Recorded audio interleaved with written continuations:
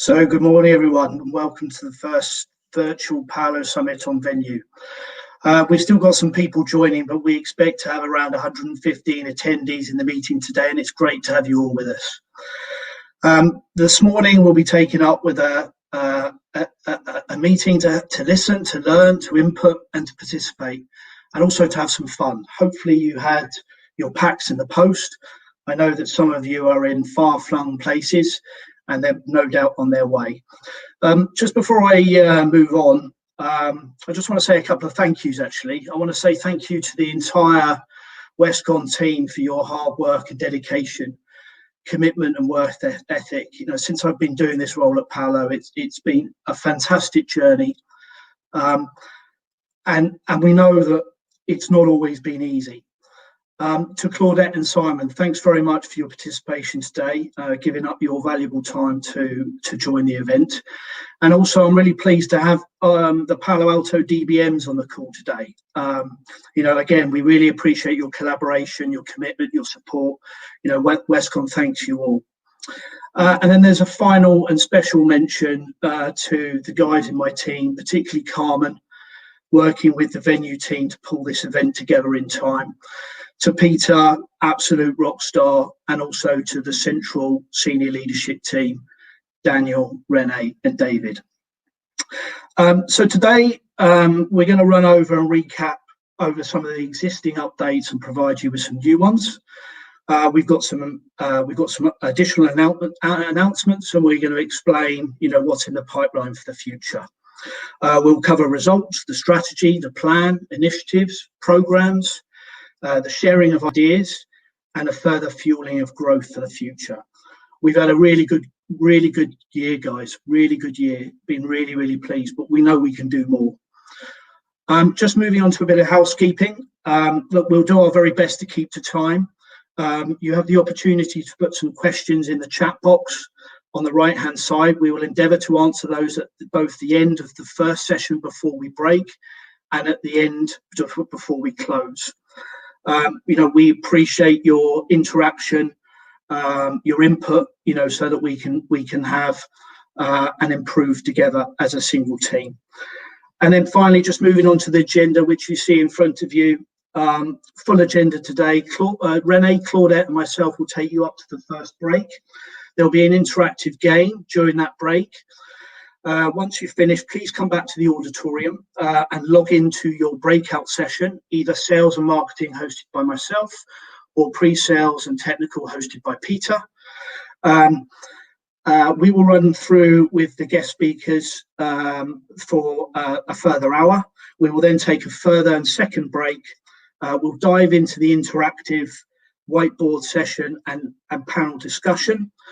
Carmen's going to do a demo on the new Power Portal, which is a portal around raising the profile and around initiatives and programs into PaloAlto networks, really raising the profile of what we do. Daniel's going to take us through the award ceremony, recognising outstanding individual performance. And also it gives me great pleasure to give out the MDF prizes for the Hustle sales incentive. So without further ado, I will pass you over to Renee for the keynote speech. Thank you, Renee. So thanks, Neil. Good morning, everybody. Really exciting to be on this summit and presenting you the keynote. Neil was referring to the fun factor, and probably the fun factor for me is that I also received the package, and the timing is in UK timing, but I'm in CET, so I just need to sort out when I need to come back for the time to speak up after the break. But for me, that's 12:20, and probably that is for the majority of you. That's also 12:20. So Neil asked me to talk you a little bit through the Westcon keynote and give you an update on the state of the nation, and then talk also about the importance and the things we have achieved and the goals we're setting ourselves in our relationship with PaloAlto. First of all, I think that from a Westcon perspective, if you look at the screen and then we look at the first 7 months of our financial year, which starts on the 1st of March, we had a an excellent first 7 months. So 15.1% growth. You can read that on the deck. We in the challenging times, we had not expected that our growth was that much, but the business is doing very, very well. Also, but I will come back to that on the next slides. Our PaloAlto business is doing very well. The only thing we saw is that we were very, very challenged on the gross margin with PaloAlto. That is a kind of normal factor when you gain market share to the competition, and especially when you look at the profile of the projects that we're selling. Since COVID times, the business has been much more being enterprise and corporate related, and then we also see that the pressure on the margin is quite high. From a Westcon outlook perspective, we're currently in month 8 of our financial year. The business is looking still very strong. For the moment, the forecast is that we also in H2 will do better than plan, 5%, which would lead to approximately a double-digit growth in H2 as well. So for the full year, from a Westcon Europe perspective, we are in a really good shape. But I've also seen the plans for the Middle East and for South Africa, and they're also aiming to be ahead of the game, which is fantastic, of course, from a Westcon international perspective. I just want to give you also an update on some interesting notes related to our strategic objectives. So from a Westcon perspective, you have seen this slide or this small picture in the middle for multiple times during all hands calls or business updates, and I just want to just flag the software and the renewals element. Historically, people are always thinking that from a distribution perspective, that this pick, pack, and ship boxes, and we're really good in that. Of course, sometimes a box disappears or get damaged during transportation. Sometimes there is a delay for whatever reason.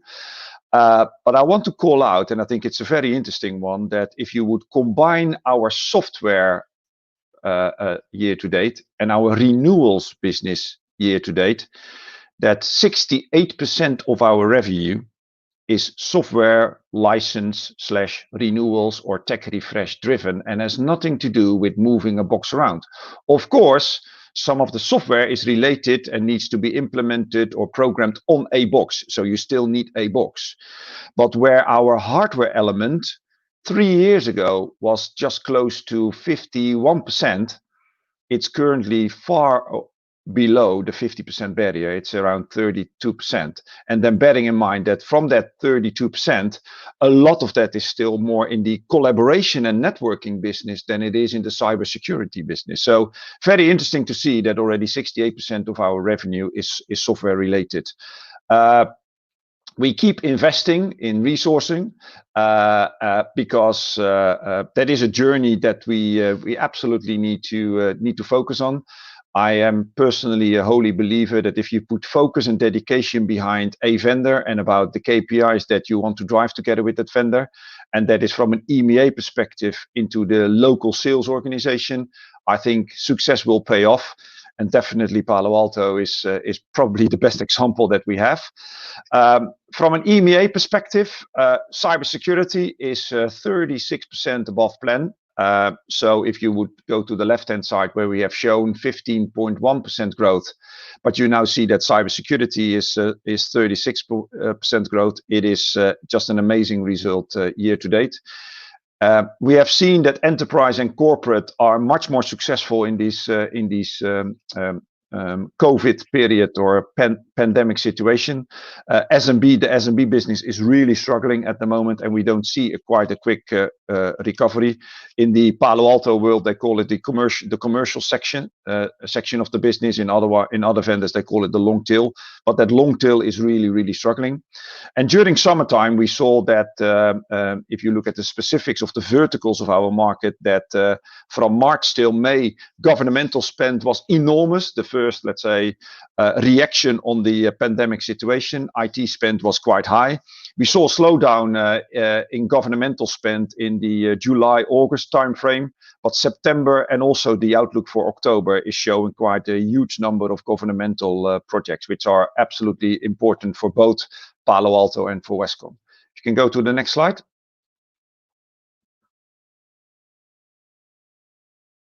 we go. So PaloAlto, yeah, what a journey, as Neil already called that out in the last couple of years. So when I had the discussions with Mike Herman, and at that time with Hannah Wright 2.5 years ago when I got this role, we set ourselves a clear objective, which was we want to have PaloAlto to be the number one within Westcon Europe or Westcon EMEA in our portfolio.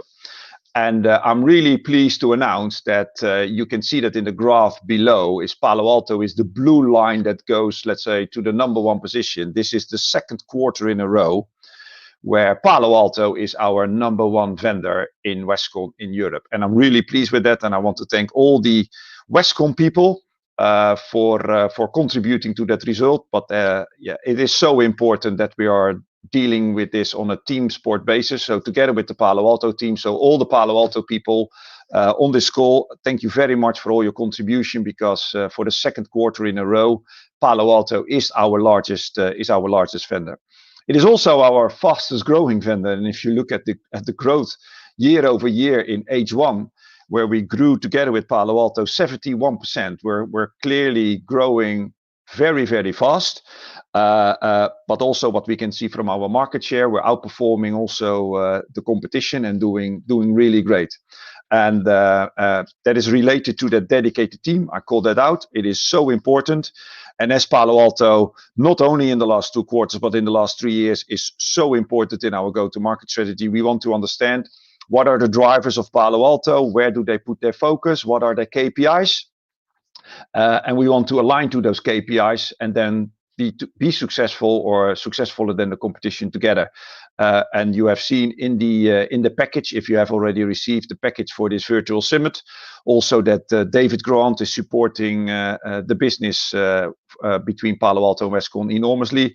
If there is a big bet and if there is resourcing needed and there is extra investment needed, then definitely David is also open to approve that quite easily. If you could go to the next slide.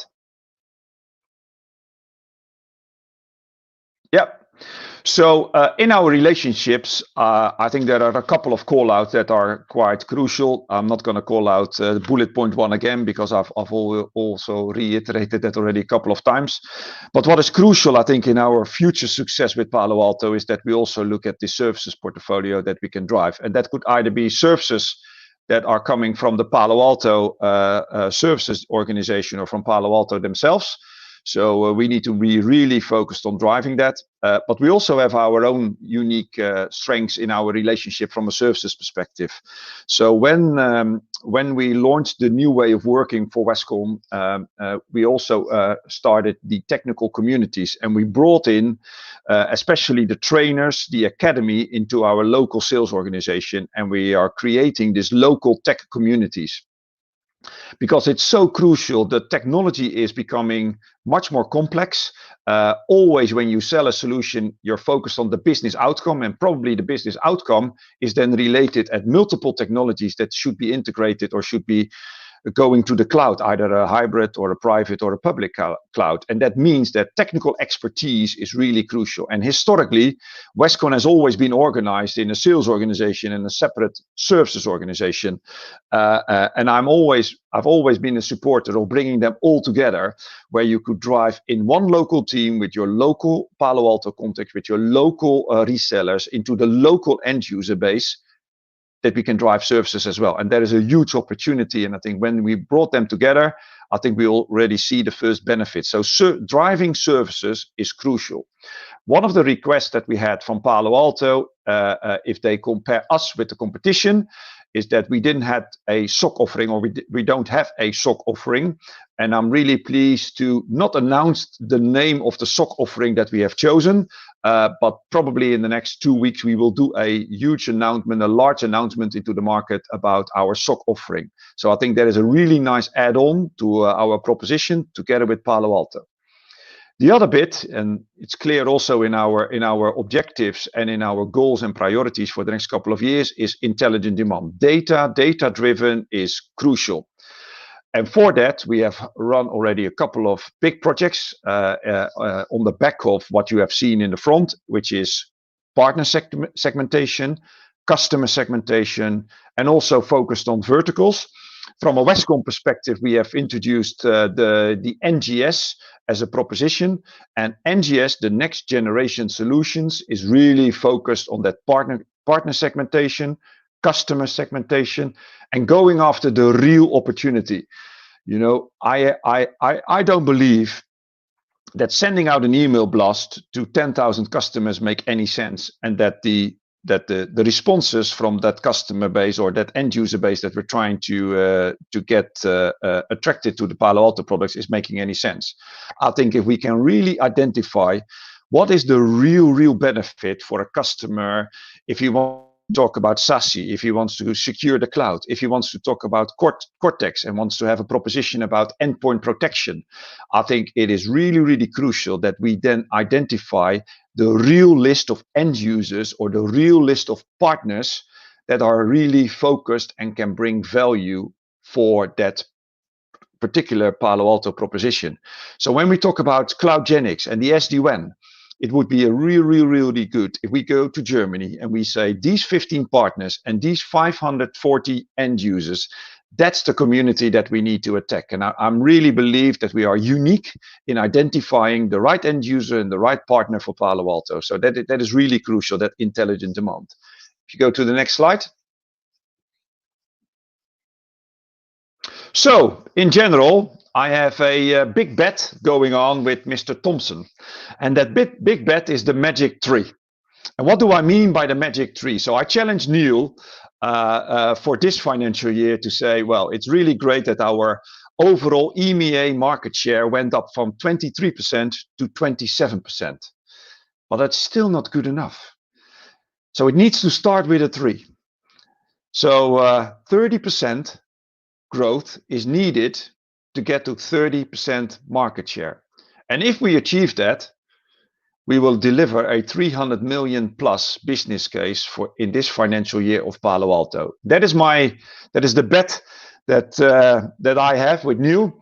And Neil is backstage, but probably he will laugh a lot, but also will think, bloody hell, it's now called out to the whole community. So what are we going to do about it? But I think it's achievable. PaloAlto is a really great vendor to work with. The relationship that we have, EMEA and locally, is really great.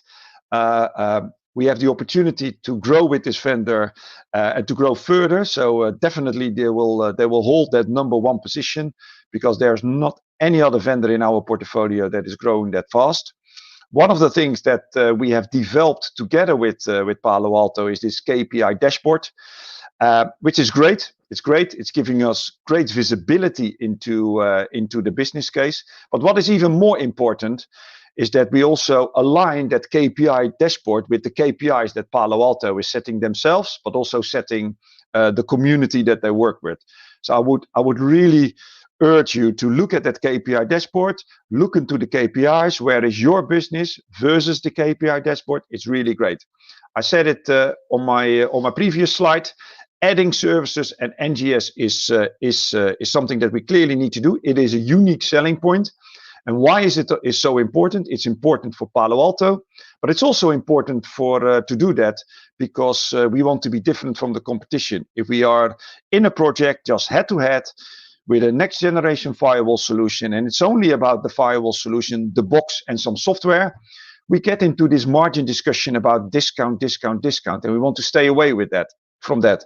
And we can only be different if we do that by being different from the competition, by adding services, adding a SOC proposition, or look at the NGS proposition with the unique vendors that we have in that portfolio, so that we are different from the competition. And we can only do that together. So as Westcon, we also need to be one team, one spirit and one goal, but we also need to do that together with all the PaloAlto people that are involved in our business. And then I know it's a walk in the park for Neil to win the bet from me and to have this magic 3 on his scorecard for next year.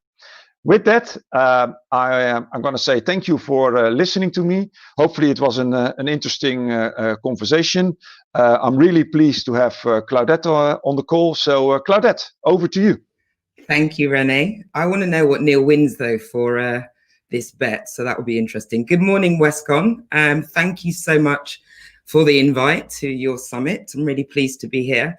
But I also want to thank you for what you do for us. I feel, and I think Rene kind of touched on that in his piece, that the last year has been a real turning point for you guys with us.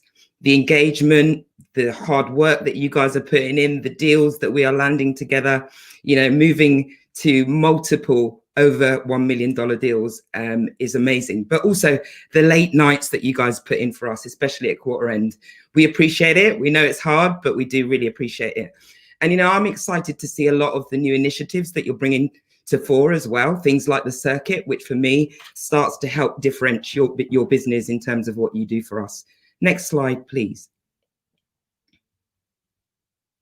So I wanted to share with you, and I think I've shared this with, you know, a few people in terms of the way that I see our distribution landscape.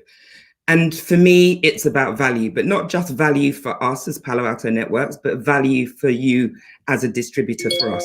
You know, we come to you with many different initiatives. You know, I think most of you will have been inundated with the messaging and the launches and all the different things that, you know, are coming your way from us. And you know, we'll be asking you for investment in that business, and we see what you do for us already, but we need to make sure that what we have for you is a valuable business that allows you to kind of move forward. Next slide, please. So one of the things that Neil wanted me to talk about with you was just to really pick up on some of the things that I see as strengths for you guys, as for Westcon across EMEA, but also to maybe look at some of the opportunities. And I know that Rene referred to a few of those. So I'm not going to go through every single one. The slides will be available afterwards. But, you know, the feedback, when I kind of took a bit of time to go and talk to some of the people that interact with you guys as a team, you know, some of the feedback that we had is that, you know, there is great engagement, great conversations. We're seeing disruptive activity from you, and you understand the goals that we have and the values. And there's a lot of shared values. So actually, when we want to execute, we execute together, and we're totally aligned on that. So, you know, we have some major opportunities, I think, for FY21 and beyond. You know, we talked about investment. We're going to see some new heads. We're really excited about that in terms of what we can do around strata and how we can go deeper and how we can look more strategically at your business moving forward. So for me, that's exciting. We have some countries where we need to do some joint work together, where we need to accelerate what we do in those countries and, you know, really start to create some relevance as disties in those, as a distie for Westcon in those countries. You know, I think Rene mentioned the SOC as a service. That's for us is really exciting. Again, a key differentiator in terms of your business. The circuit, again, this is something which for me is a bit of something that I've been working on for about 3 or 4 years. Prior to joining PaloAlto Networks, this was something that I thought was key in terms of the recurring revenue business, is how do we get closer to the customers, to the partners, to realize the value quicker? Because we have to do that when, you know, the short space of time in which our customers are expecting to see value, we have to be able to connect with them regularly and qualitatively in order to make sure that we keep those customers and that we extend that lifetime value. You know, for me, embracing the differences, I put this on there and it's an interesting one for me. It's, you know, we've got lots of different distributors across EMEA, but understanding what it is that you bring and being able to articulate that to our teams, you know, and that's why I'm also excited about the partner portal that I know that you guys are going to be talking about later, because that allows us to show what you guys do. It allows us to demonstrate to our teams how they can engage with you and what they can expect from you. So I'm really looking forward to some of these initiatives. And we also obviously speak about services. That's something that we're looking to develop. Simon Williams is getting heavily engaged with your teams now in terms of how do we build that? How do we use what you guys are already doing to leverage the opportunities that we have? Next slide, please. So how do we get there? Next slide, please. When I took over this role, we had a strategy. Many of you obviously know Hannah, and we had our 5-pillar strategy, which Hannah built at the beginning of FY20. And what we wanted to look at this time, or what I wanted to look at this time, was how do we adjust that strategy so that it enables the business as it is today? And lots of things have changed. If you go back 4 years, 3-4 years, we were a one product company. Now you have a plethora of opportunities that you can look at, and all the time, every day, there's something new coming that we need to tell you about, and we need to work out how we address those. So the way that I looked at this is in 5 areas. So optimizing the business. So, I'll talk about the examples of this over the course of the next slide, but ultimately we need to engage better. We need to look at how do we automate some of the things that we do, but we need to engage better and make sure that we are supporting the business that we do. Protect and grow really talks about the things that we're traditionally good at. So things like strata. How do we make sure that we do more in that space, but also we protect what we already have today? And then accelerate. So, there's some stuff that we're really good at or getting good at. Cortex would be an example, I think, for me here, where we've made a fantastic start, but we need to do more. So for me, understanding that there are certain technologies that we need to look at an accelerate strategy rather than a protect and grow is important, because the behavior and the activities that we do are slightly different across those. And then we move to build and grow. Build and grow for me, I guess last year that would have been the growth tech block. But for me, I think some of the growth tech that we have coming in, or the new technology that we have coming in, requires a different approach. We have to build up from the bottom. We have to create business case. We have to create the customer or partner base in order to be successful. And in that box, I would put things like Prisma Cloud, things like IoT, and things like CloudGenix. So how do we operate in a different space? How do we build that business to enable it to grow? And then lastly, but not necessarily least, disrupt. So things for me like SOC as a service, we talked about that, or Renee talked about that. Things like the circuit. So for me, this is the box where distribution owns. What are the things that you guys can do for us that take us into spaces that we wouldn't ordinarily get to? What are the things that you can do for us that moves the needle in a way that we couldn't do for ourselves? And obviously across the bottom of that, there are all the other things that we generally do, obviously looking at GSI and our engagement with that. And I'm pleased to say that, that's one of the things that we've really moved forward in terms of what we do with you guys, is that relationship with your global team and the relationship with the global supply chain services as well. How do we make sure that we manage those deals in such a way that we create repeat and that we do well and that our account managers want to work with Westcon? Similarly, the same in commercial. How do we make sure that we execute within that particular phase? And we think we have things like Liftoff that we're creating. We've got some new bundles that we're working on that are going to be coming your way, hopefully in Q2, crossing her fingers. Obviously, the marketing, Miranda, who many of you will know, I know you speak to your CMMs in country, but Miranda and I have been working on how do we give you more to help you get out to the partners? How do we give you messaging? How do we support the things that you already do to make sure that, we are aligned in terms of the marketing and the activities that we can do to create business? And obviously communication. This is a great example of that, being able to talk to you all as an audience and just explain to you and make sure that you understand where we're going, why we're doing what we're doing, and having that vehicle. We do the monthly webinar for you. So that's kind of an educational thing. In Q2, we'll be moving to have an all hands for all of distribution. So we can share with you successes, we can share with you the future roadmap, and also what we want to do together in the future. So that will be coming in Q2 as well. Next slide, please. So just to go into a little bit more detail, don't worry, I'm not going to kind of bore you with PowerPoint slides, but I just want to give you a sense of what sits in some of these boxes. So within optimize the business, you guys are already on EDI. A lot of our distribution weren't on EDI. So we're looking at things like an order processing portal. And you're probably thinking, well, we're on EDI. Why does that matter to you? Well, it matters because we have teams that are managing orders who are inundated with having to do things manually. So being able to automate some of that process means that it frees up some of their time to work with you guys on the more complicated stuff. So things like CPQ for renewals, I know I can hear the collective groan on that one, I think. We've been talking about that for 2 years. It's still on the list. It's still something that we want to do. I can't really tell you at this stage when that will happen, but again, that's the kind of thing that we're looking to work on. And I've also put in here the registered partner program. Again, another groan, I would imagine, because we announced that last year at the distribution summit. What I can tell you is that that is definitely coming. The budget has been set aside. The actual parameters of it and what it will look like, we're still discussing right now. But I think the feedback that I get from many of the countries is that this is something that will help you to manage some of your smaller partners and some of that long tail and commercial business that we kind of push you for. Next slide, please. So protect and grow. This is all the stuff that you guys do already. So I don't really need to preach to the converted on this one, but things like competitive takeout. So how do we look at some of our competition and create campaigns that allow us to go out there and take business that we wouldn't ordinarily have?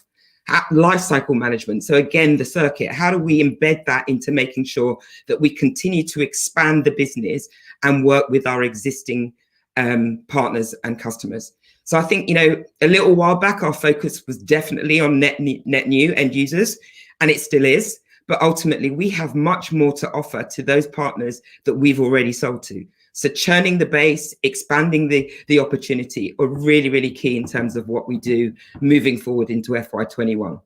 Next slide, please. So accelerate.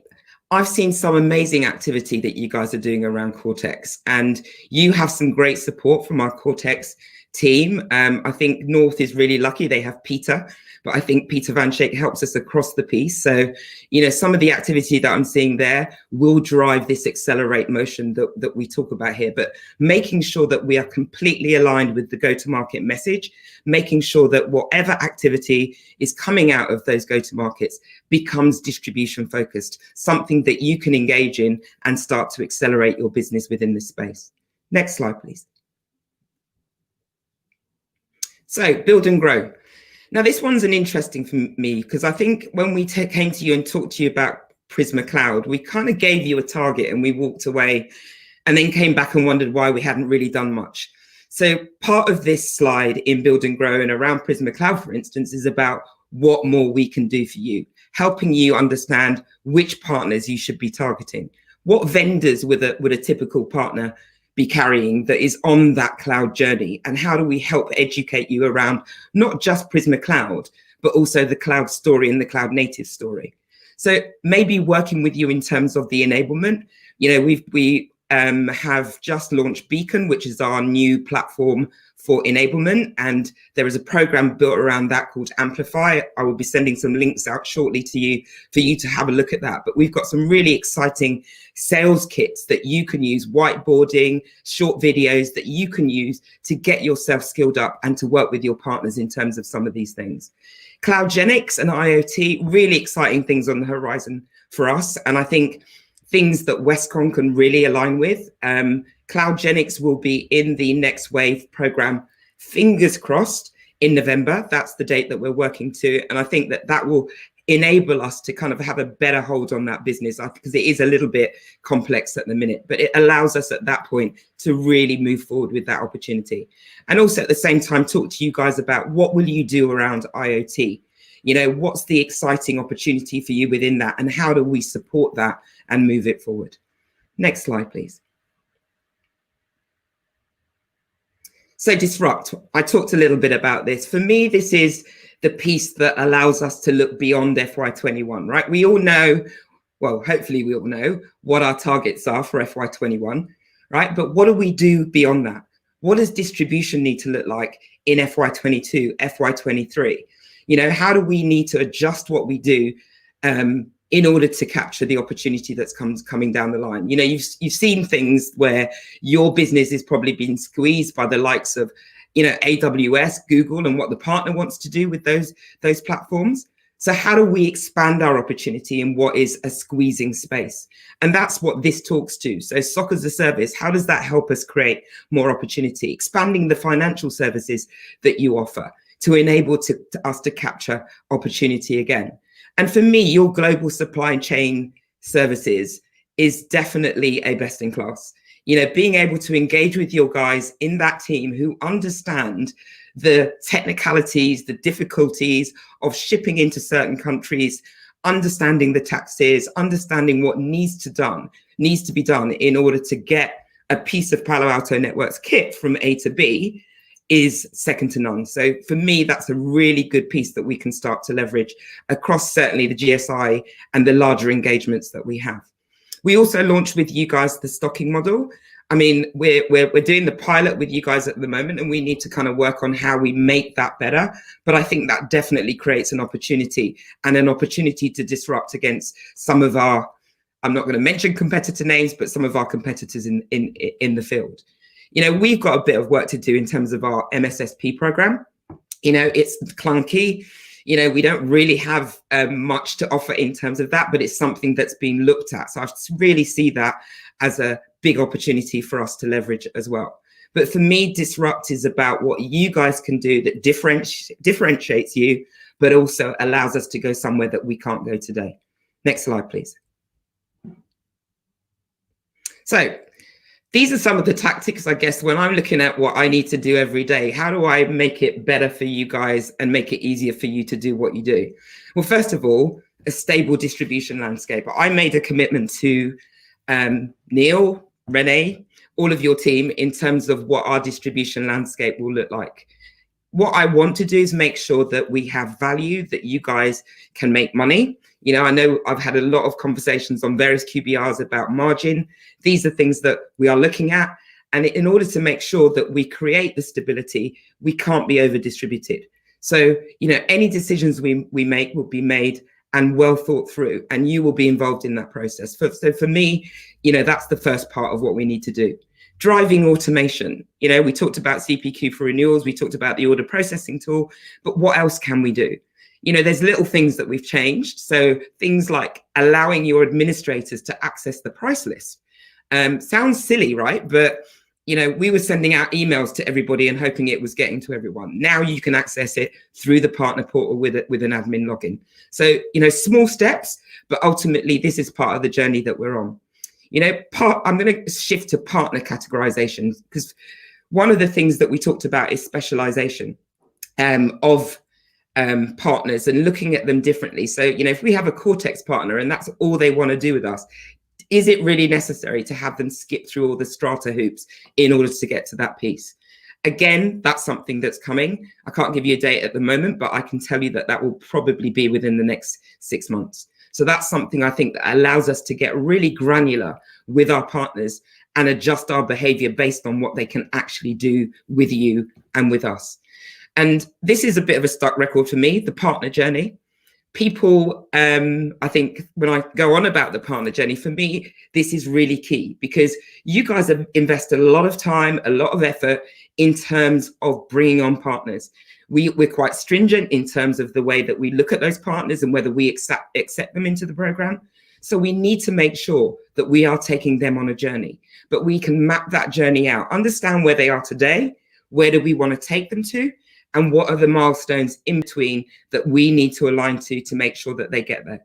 And actually, you know, enabling you guys to do that and looking for us for help in terms of those journeys. So I know you have a great recruit, enablement, grow program, but I think, you know, we need to kind of really elevate that and make sure that we're working with our partners more clearly on that. And I've mentioned the registered partner program, but I've put it on here again because I think that is really key in terms of what we are asking you guys to do within commercial, within some of those smaller partners. That is key to helping you manage that process. So, you know, really excited to be able to say that is coming and coming soon. Now, that's my last slide. I want to say thank you again, but not just to the people on the front line.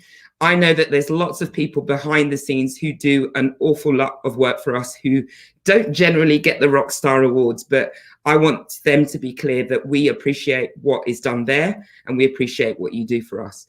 So I'm going to say thank you again, and I'm going to hand on to Neil to take over from there. Thank you very much. Thank you, Claudette. Thank you very much. So guys, just moving the session forward, I think we thought it would be a good idea to have just a quick recap, cover off part of Renee's presentation in a deep dive and a recap of what we did last year. I won't spend too much time over this. We're obviously aware of the results. Some of you have seen a couple of these slides before, but I think it's very, very important that we put this into context about where Rene says we are heading, both the big bet and the personal bet with me, and also, where we've come from, right? And I guess the two sides of this slide are ending up in the same position and reconfirming what Rene said. We saw some significant growth last year, right? And we've really going to capitalise on that this year. And on the following slide, there's a breakdown of how that last fiscal went. So, but on the right-hand side, and particularly for the PaloAlto people on the call, this demonstrates and represents other technologies on our line card across our Westcon Comstore business, and I use the word Comstore in that, as competitive vendors to PaloAlto. And you've seen the journey we've gone on internally around our own internal line card, not only to reach the #1 position on the Westcon side of the business, but you can clearly see the progress that we've made, in the direct and indirect vendors that we carry. So it's just, although it's very colourful in a way, it does show demonstrable progress, and real step change in the performance internally. Carmen, next slide, please.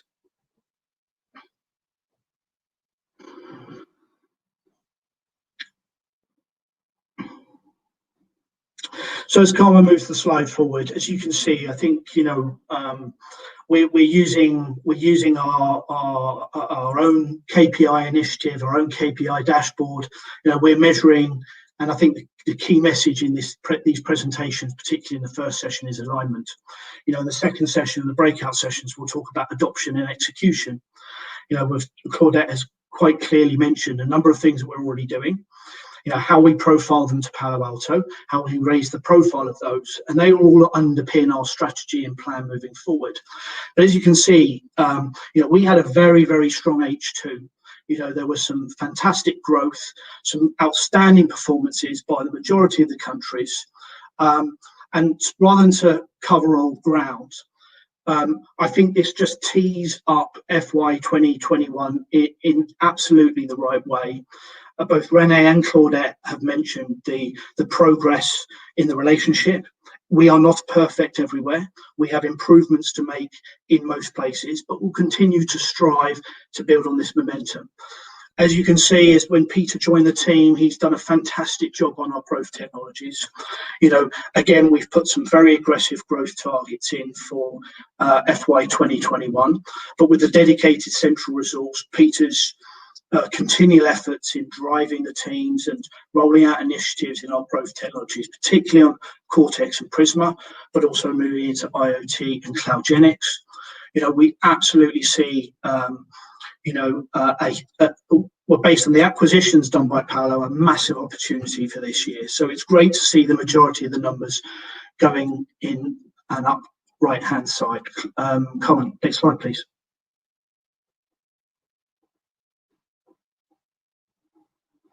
So digging into the strategy, the alignment, and the goals, right? So as Rene quite rightly mentioned, we've set the vision.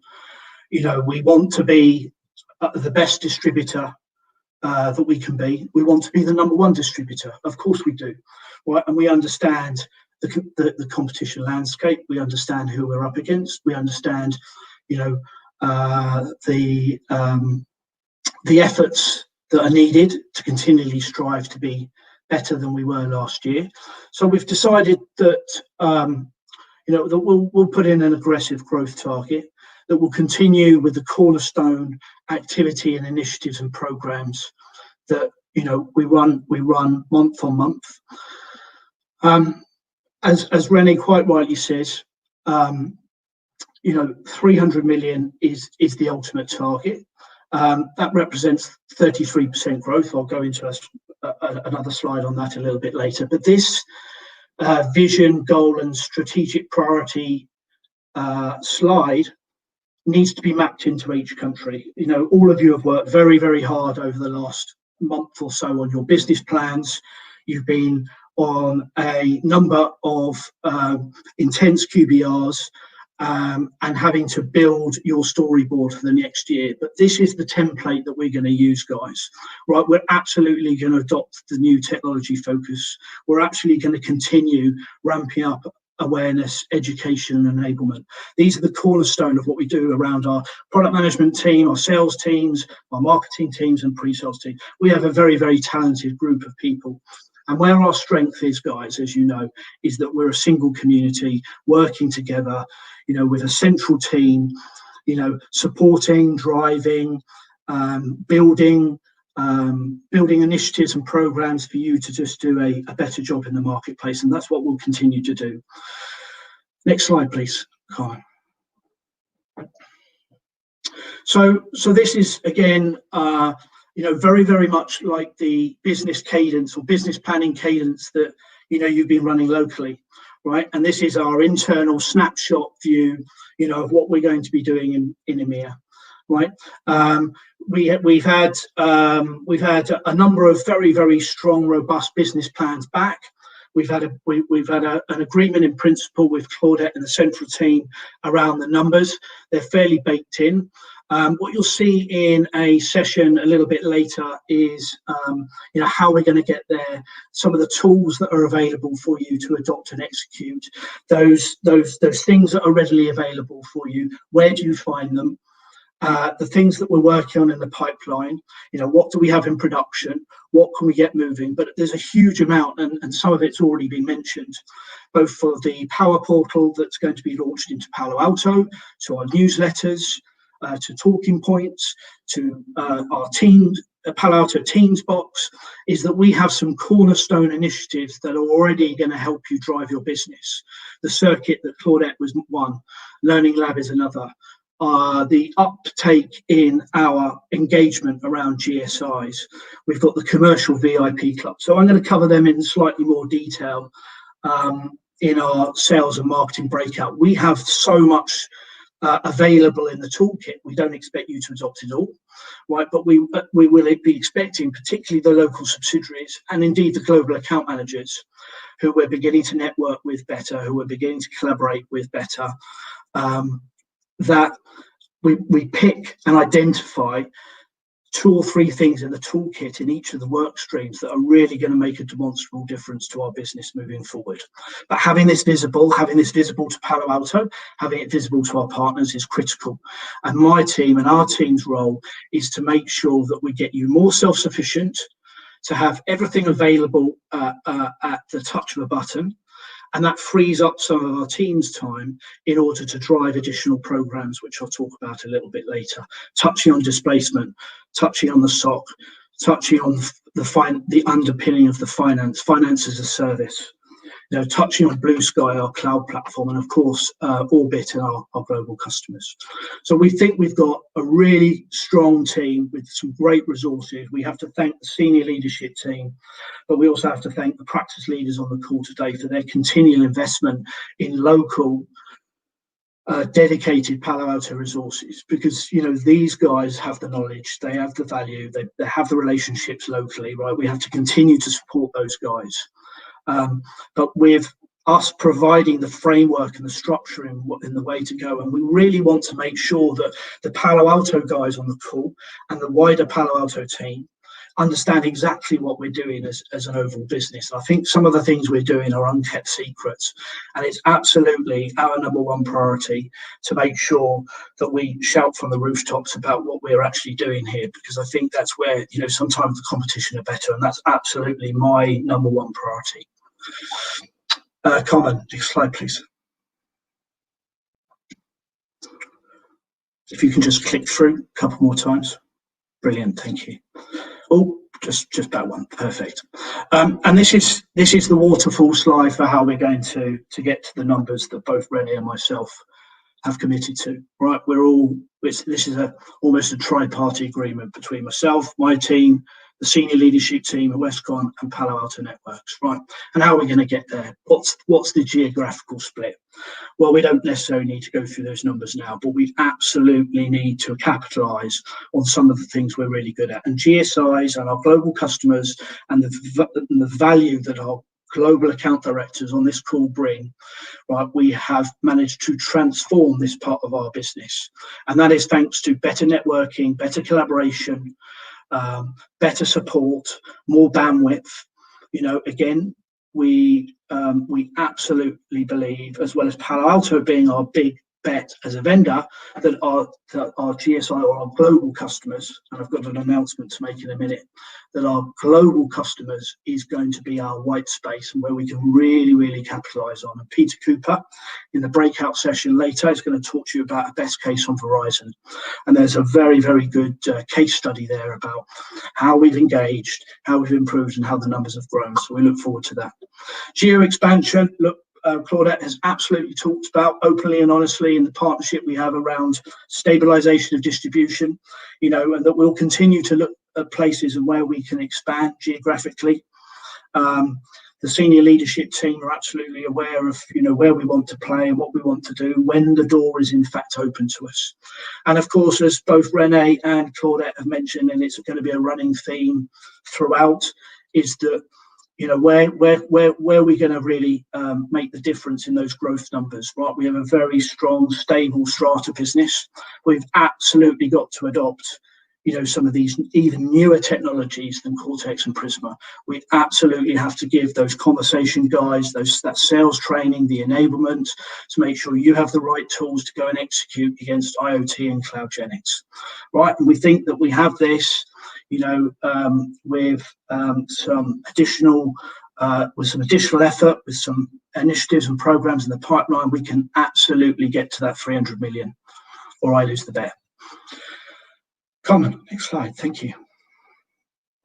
So I just want to pull you back, right, to a meeting that we had with the PaloAlto senior leadership team, and then in turn that we took one of our regular community calls as a session where I presented the partner satisfaction survey. And I thought long and hard about whether to put this slide in or a slide in about partner satisfaction.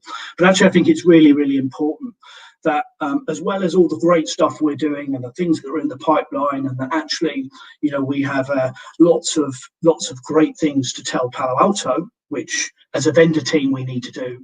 We absolutely need to make sure that we're fully focused on the partners, and we need to make sure that we are constantly improving in all the other areas. And I sat and listened intently to the PaloAlto senior leadership team talking through the stats and the results and how Westcon fared. And actually, when we had some follow-up, and actually we've made incremental gains in our percentage performance, 2% year on year for the last 3 years, right? But we really, if we're step changing the numbers and we're step changing the activity and we're step changing the relationship with PaloAlto, we absolutely do need to step change our performance in every area and continue to excel in offering our customers the very best service we can, right? And we don't claim to be, and not every distributor is perfect in every area, but what we will be doing over the next couple of months, and there is a lot going on, now I fully appreciate that there is a lot going on, is that we want to get to a stage where you know, we pick a couple of topics, couple of key areas where our customers have highlighted to us that we need to show real improvement, and we will take those and we'll workshop them, and you know, we'll make sure that our countries are equipped and our global customers are equipped with, you know, the improvements in those areas, so that next time the survey's done, you know, Westcon reflects in an even better light than the last consecutive 3 years. So it's just an area of focus, really an area where we're going to double down and focus on you into the partner, as well as us back to PaloAlto. Carmen, next slide, thanks. And just finally, before we go to Q&A, guys, I just wanted to make an announcement today. I know that Claudette has just briefly mentioned resources. And so, you know, I think it was the right thing to do to announce today that the senior leadership team, thanks to Daniel, Renee and David, have signed off 3 additional heads in the central EMEA PaloAlto team. You know, we sat down and worked this through, and we've decided, based on some of the commentary I've just given, is to have an EMEA vendor lead on PaloAlto, purely dedicated to global customers. This individual will live and breathe with our global account directors, will live and breathe PaloAlto networks, will help network, will help collaborate, will help drive programs, will get PaloAlto on portfolio with some of these global customers, and really align and drive the strategy and plan with the global account managers back into Palo and back through. This really is a critical role. The second role is really to sort of backfill effectively my dual role at the moment, where I'm sort of running the team but also looking after Strata. So this is effectively going to give me a bit of headroom to go and focus on developing additional relationships with key partners and indeed PaloAlto. And that individual will be the EMEA vendor lead in the team, but driving the Strata business moving forward. And as most of you know, Sana is on maternity leave. She's due back next summer. And so we've decided to put a temporary EMEA vendor manager in place for services based on what's been said this morning and what is going to be said this afternoon by Matt Pennington in the sales and marketing breakout. Services absolutely forms the cornerstone of our value proposition, and that we really need someone that's going to drive this dedicated in EMEA for PaloAlto Networks for Westcon. So these are three really, really important appointments, and I'm really thankful and appreciative that Westcon have decided to invest in this team. I think this is really going to help us get to that 300 million, guys. Right, so I'm going to pause. I think I've caught up a bit of time. And then perhaps we break for some questions. I think I see two in the inbox, guys.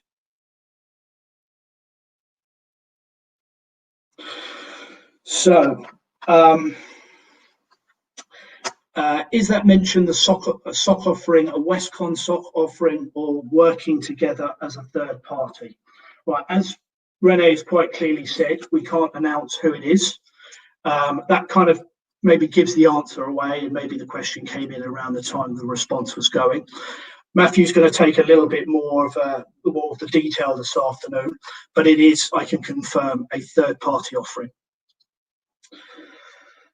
Second question, is there already a date when the registered partner program will be launched? Claudette, perhaps one for you, if you're available. Sure. We're currently aiming for calendar year Q1. As with most things in PaloAlto, that may possibly slip, but that is absolutely what is being worked on as we speak. The money has been aligned, or the budget has been aligned, so it definitely will be coming. But as I get more information, I will ensure to update you. Thank you. Only two questions, okay.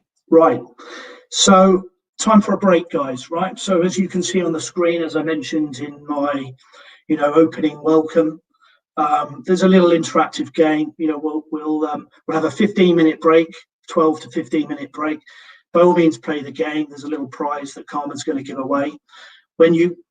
Please come back to the auditorium and then click on your breakout session, sales and marketing or pre-sales, and then we'll start at 10 past 10 UK time, 10 past 11 CE time. So we'll see you back here in 12, 15 minutes or so. Thanks, guys.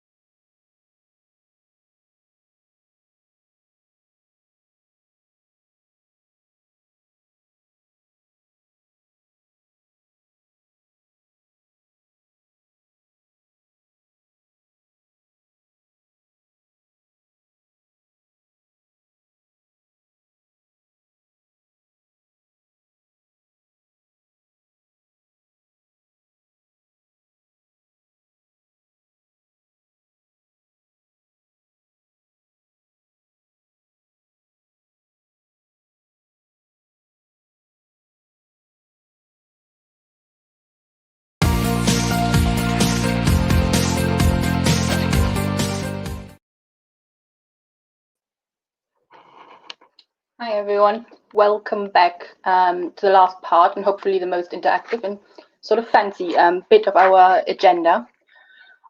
Before we go into our next big agenda point, which is the interactive panel discussion, I just wanted to quickly remind you of the little memory game video we played in the first break. So let's see who's been the quickest clicker and won our little game. And that would be Dave R, which I'm guessing is Dave Richardson. So congratulations, you found the puzzles quickest and you're winning a travel mark. Congratulations.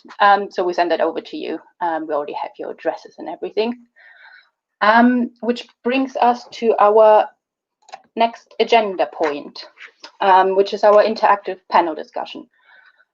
So the panel will consist of all the speakers you've heard in the first auditorium session and also throughout the breakouts. And why is it interactive? Because you guys decide what those presenters will be discussing. So how does that work? So I please would ask you, if I'm going into the next slide, you will see on the right of your screen, pop up a panel, submit on there your one-word response around what you consider the biggest opportunity for business success between Palo Alto and Westcon for FY21. And I would also ask you to vote up and down responses from the others. Out of that, we then get a really good prioritized picture of what the community as a whole thinks are the opportunities. So if you guys want to kick that off. Okay, great. So we're already getting some in. And remember to vote for other responses as well. What do you agree with and what resonates with you? And we're going to let that run for a little bit until we have a good picture, until everyone had time to submit something. And then once we're happy with the picture or we don't really see much more coming in, we will pull up our panelist and Neil will lead the discussion.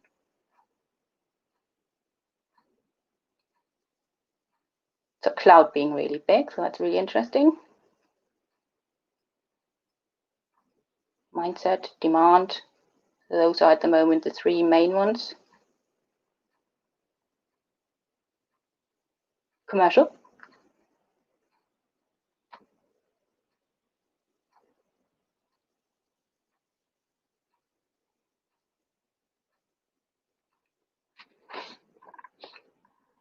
Come on, guys, keep submitting. It's anonymous, by the way, if there's any concerns around this. But it's your chance to decide what the panel is going to discuss.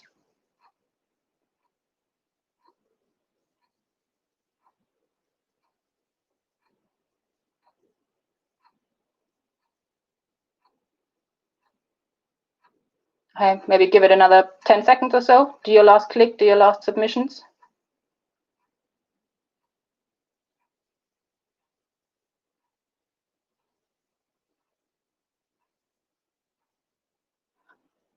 Then EP is the biggest opportunity.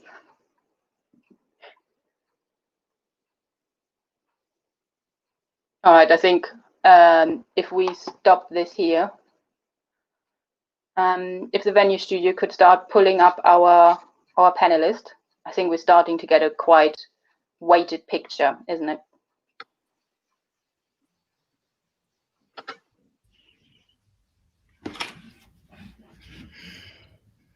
All right, then we'll talk to you.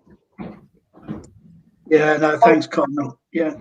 I meant to say one last thing. While the panel is discussing, please use the comment section on the side and put any questions or comments in there as well. When the panelists finish discussing this bit, we will pull up your questions as well and go through that on screen as well.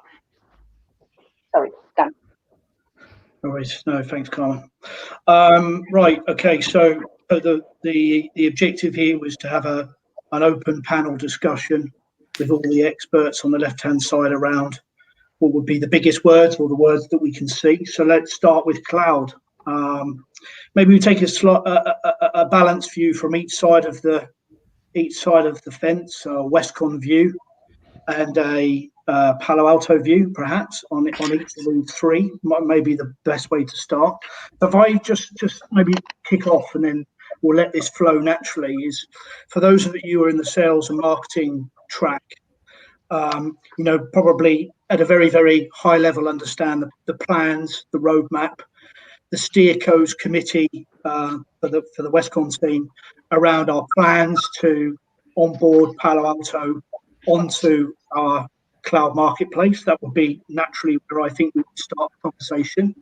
The complexities we have on that around our ability to provide periodic billing today. And so part of the track was to tie our marketplace and our cloud platform into periodic billing method and structure with Westcon Financial Services. So what I explained, and those in the tech group wouldn't have heard this, right, is that we're very, very busy in building a finance package that can underpin, the Cortex and the Prisma portfolio to move onto the Blue Sky platform, to be able to create periodic billing and then be able to go to market, right? So we're in a place at the moment, and we'll share the slides with you, that a roadmap of PaloAlto is waiting to go through a work stream and onto Blue Sky. And until we found that financial model that works, we're working very hard with Westcon Financial Services to accomplish that. But we will then have an offering that probably relates to probably the biggest opportunity that's on that slide what we've been through. Anyone from Westcon want to add to that? No, not for me, Neil. Well articulated. Yeah. Okay. PaloAlto. Simon, Claude, any views from a PaloAlto position on? Yeah, definitely. Cloud for me is an interesting one, because we saw 68% of what we did in cloud go through the channel, but only 10% of that was channel derived, right? So there is an opportunity here. And for me, that speaks to enablement in terms of being able to identify the opportunity, be involved earlier, and making sure that we're aligning with those partners who are already on that cloud journey. And I think, there's a lot of work that we can do in terms of helping you with that. We have a lot of training that is happening through October, which talks about the cloud native story, how you can recognize the partners, and how do you align to the opportunity. And I think engaging with all of that enablement that we're pushing out will help in this space. Of course, your ability to give periodic billing is a really big piece of this. But I think, starting at the basics and understanding what does an opportunity look like and how do we build a lead in opportunity, but also then how do we engage with the team at PaloAlto. I think anyone who's involved in cloud in Westcon will know that we've got limited resources. So I think being able to get you guys to the point where you're driving a lot of this and we're coming in to help you when you need that help is really important. So that's it from me. I think that's and I'm sure Peter may have a comment here, but I think that is an excellent point. What we've committed to be on a cloud journey with you. We've committed to upskilling, accrediting, certifying our own people. I think that we've had an open and transparent discussion around Prisma cloud margins, which we're addressed together. I think today it's still seen as a fulfillment business, and therefore the margins are skinny. So that's the commercial side, but I think it's very important, and just to confirm and agree with what you're saying, Claude, is we build the channel together, cloud ready partners. We do enablement, we do training, we upskill our own people, and we upskill the partners, right? So I think that's the other side. So we've got the engineering and the mechanics and the framework and the program and our go-to-market one side. Then you've got what we're doing with our own people, and how quickly do we invest? How quickly does that margin improve for us as a distribution business? So there's a few things going on there, right? But fantastic feedback. Thank you. Anyone else from the panel on cloud? Nope. No. Okay. So not sure which is bigger, IoT or GSIs. Let's go IoT, and let's start maybe the other way around and ask Simon and Claude to maybe comment from a PaloAlto perspective. I'll let Simon go first. Yeah, thank you. Hopefully you can hear me okay. Yeah. Yeah, good. I had a challenge with the microphone. So I wanted to say something about cloud as well, and I'll say that quickly before I jump into IoT. I think this is an ability of being technical. I can do two things. With cloud, yes, margins are being squeezed. We get that, we understand it. But actually, I think the opportunity to Westcon and the opportunity to your partners is the services around that. So if you think about Salesforce.com, I can go and buy a subscription to Salesforce online. That's just a transaction online. There are consultancies and businesses that have built a business model around providing solutions and support to configure that properly. And there's the opportunity, right? So let's look at the value added services, the health check, the consultancy that we can put on top of those cloud-based solutions, because that's where the interesting piece is for me particularly. And I'm guessing Matt will probably agree with that. And, we're talking about that. Back to IoT, it's a massive thing. And that's very easy for me to say. We're all forced to be working from home at the moment. If I look around my home office and I look at the number of devices that have an IP address and connected, that's a challenge for me. That's a challenge for an organization. We could be talking about smart cameras, fridges, TVs, access door readers, essentially anything with an IP address that has some capability to process data is a target for an adversary. And we've seen that with the DNS, dynamic DNS attacks that happened a couple of years ago. Cheap Chinese webcams were utilized in an environment to launch an attack. It's a real big challenge and problem for people. A, getting visibility, B, understanding the risk, and C, enforcing security and control around that. I think we also did, and I don't know if everyone's seen it, but we did a really good piece of research around IoT. And I think it's a really interesting read. So I'll get the link to Neil so he can send that out. But one of the pieces for me, to Simon's point, is one of the weaknesses on a particular network was a teddy bear. Now, who would think that a teddy bear would be a weakness on a network? But it is, and this is a real problem that ultimately, in our distribution landscape, we need to kind of almost build a business around this and understand how we're going to, leverage that opportunity. Because, as Simon says, this is something that could really differentiate you. But also it's something that is a problem that we need fixed. And you guys can help us, particularly with the services side as well. We keep coming back to services that can help us with that. Yeah, sorry, Peter, you go first. Okay, thank you.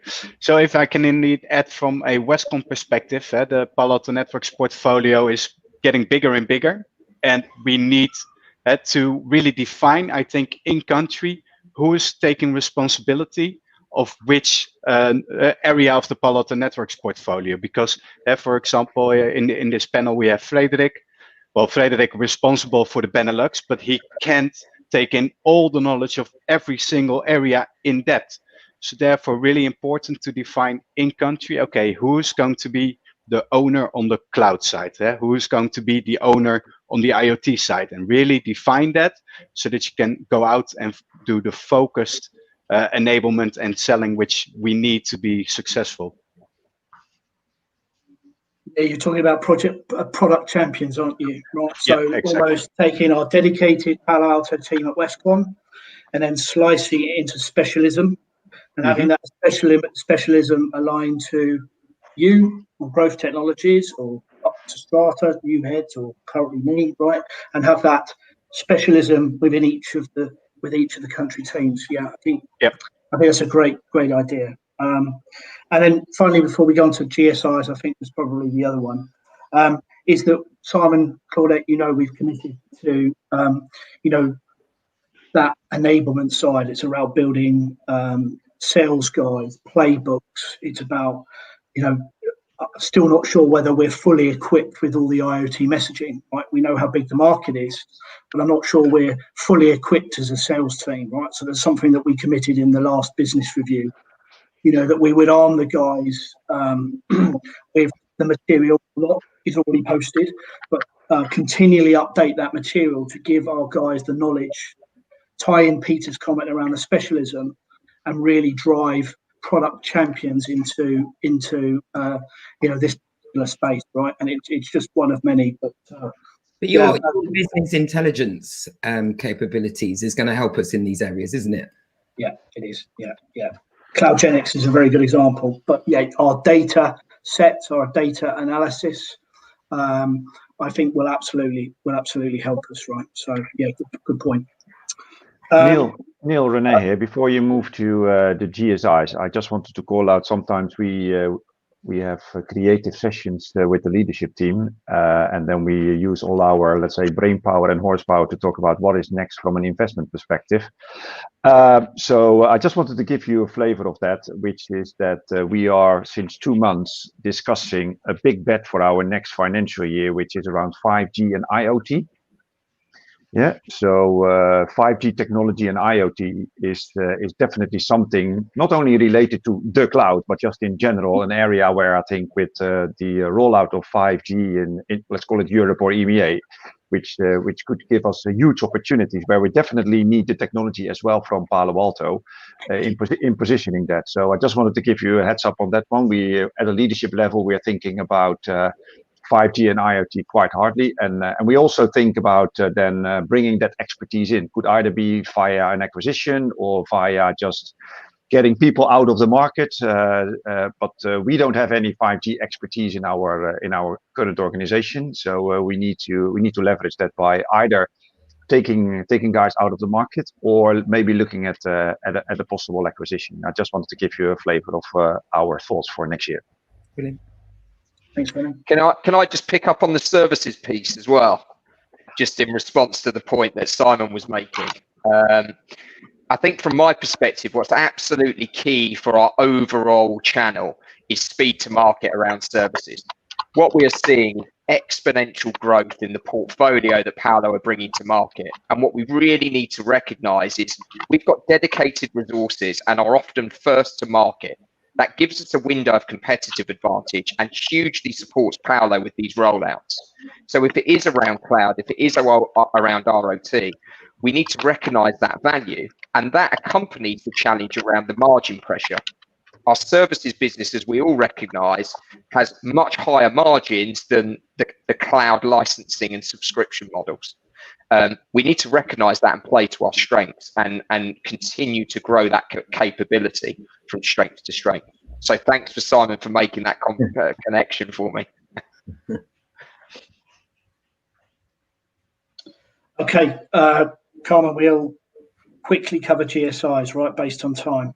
We've got time? Yeah, well, the longer we take on this, the shorter we have for the next question, which is... Peter Cooper in the middle, right? You know, the third was GSIs. I know we had an excellent presentation from you in the sales and marketing track. Just give us, other than the slides that have been presented this morning around our global customers, new resources coming in the central team, our global customers being the big bet for Westcon and PaloAlto. We're in agreement there. This is white space for us. Is there anything you want to add around your experience on Verizon, Ericsson, or global customers in general? Yeah, I think the key has to be that we need to be better lined up, right? There needs to be, those were in my presentation when I talked about collaboration, communication, enablement, and education, and those are the 4 watchwords. And those are the things that your global, the GSI owners and the GSI people can bring to your conversations with your customers. Our job as a global team is to enable you guys as local teams, right? It's not the other way around. Our job is to try and open up those doors for you. Heinz asked a very valuable question in my breakout session about, is it top down or bottom up? And my answer was both. And that can only be achieved through good collaboration between Alistair Borstow's global team. So for those that don't know, Alistair Borstow is the VP for EMEA for the global team who works with Simon Thompson. And there's approximately 12 of us on that team. Please use this as a resource. We're an overlay designed to help you unlock those conversations with global accounts. And they are crucial to the growth of Palo Alto relationship, no doubt it's the single biggest growing vendor right across global accounts. I think just as a final point before we move on to the next question, it seems to be the more collaboration, the more communication, the more engagement, those three words you've used, actually the better return we're seeing. And I think Verizon is an excellent example of that. Can I just add maybe one point to that? Sorry, just from a Palo Alto Networks point of view. One of the things that tends to happen with GSIs is we grab some products and we throw it at them and we expect that they're going to buy some. And I think one of the things that you guys have started to do really well, and Verizon's a great example of that, is starting from the beginning, understanding what the GSI care about are, understanding what their go-to-market is and aligning properly, aligning your contacts, peer-to-peer networking, all of that stuff that, you know, we're really seeing a good example. Because we're not just going to be successful because we want to sell Palo. We need to understand what they give a damn about, I guess, and make sure that that's what we're aligning to, and actually have some milestones in terms of how we get to where we want to get to. So, you know, great job in Verizon. Let's do some more. Yeah, I agree. Absolutely. Carmen, back over to you. Okay. I'm only had one question from the panel, from the audience on this discussion, which was, can you elaborate in a really short amount of time, I guess? It was a few times mentioned that onboarding Microsoft and AWS would be beneficial for the Westcon Palo business. Can anyone comment on that? Give some details, thoughts. I think it's worth asking that question because I think it's a really good point. I can take that, Neil, if you want, or Carmen, if you want. Yeah, sure. Yeah, thanks. So there has been an appointment, I think 4 weeks ago, by Sam Paris, being responsible for our global relationship with Microsoft and AWS. So for the community on this call, we have a contract with Microsoft in Europe. We have a contract in the Middle East and Africa. We have a contract with AWS in APAC and in Australia and in New Zealand. But both companies are interested to work with us also in the EMEA/European geo. So as you might know, we already have quite a significant Microsoft practice in South Africa. That is a heritage of some of the companies that we acquired. And we are quickly developing a relationship with Microsoft in Europe. So Sam has had already a couple of calls with 3 out of the 4 leaders within Microsoft that are looking for channel opportunities. And Microsoft has a slightly different view than many of the other vendors. You know, if you just align to their KPIs, let's call it that way, and you have the right proposition to be different from the existing channels, you can quickly start with just serving the channel. The discussion that we're actually having at the moment is we need to pick and choose our battles, because Microsoft is also a big beast. And we can't fulfill the portfolio from just Azure, CSP, but also going into Dynamics or even supply Surface laptops. You know, we need to pick our battles on that one. And of course, what is close to our heritage is of course the Azure opportunity as an example. So I would say on Microsoft, stay tuned. We are working on the integration with our platforms here in Europe. We have a contract. We have moved the contract from just being just a German contract into a European contract. We have moved the contract from Germany to the Netherlands, and that's due to the invoicing that we're also do for all our other business. Because otherwise a Spanish customer would receive a Westcon invoice out of Germany. That feels a little bit strange. So we're working on in the back already on that Microsoft bit. And I think that within 3 to 4 months, we will have our Microsoft proposition ready, and we will go to market. And it is also, I think, very interesting for Microsoft. On AWS, we have had the initial discussions. There is an RFI in Europe. We are looking at that, but I have no further update than we're looking at that for the moment. So I think Microsoft is more is hotter, let's call it that way, than AWS. And probably within 3-4 months from now, we will have a proposition and we can start positioning it into our customer base. Yeah. Thank you.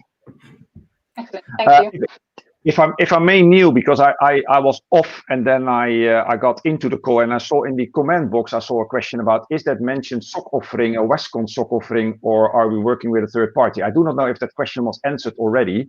We did. Okay. Yeah. Okay. No worries then. We've taken that one. Thanks, Renee. Okay. Carmen, let's fly to the second question, Yes, and let's see if we can have a shortened responses, maybe. Yeah. Try to keep. We can pull up the. No, that's fine.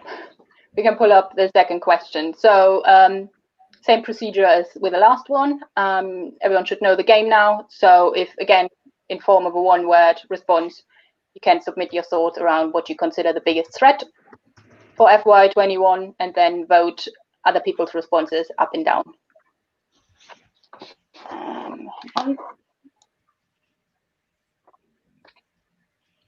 Okay, and we're already off, which is great. Okay, and already getting some weightings here as well, which is good. Again, if we shorten this one a little bit, if we give it another 10 seconds or so, so make your last clicks and submissions, and then we can get the guys on discussing this. And I think we have a clear most popular winner here, right? Oh, no. That changed a bit in the last few seconds.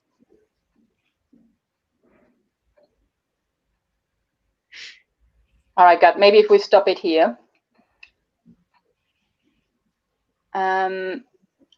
Yeah, let's take Fortinet, Yep.